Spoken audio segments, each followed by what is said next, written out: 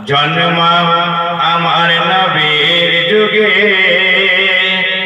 হলে কেমন হতো দুই নয়নে রাসূল পাক দেখলে কেমন হতো জন্ম আমার নবীর যুগে হলে কেমন হতো আস্তে ভেসে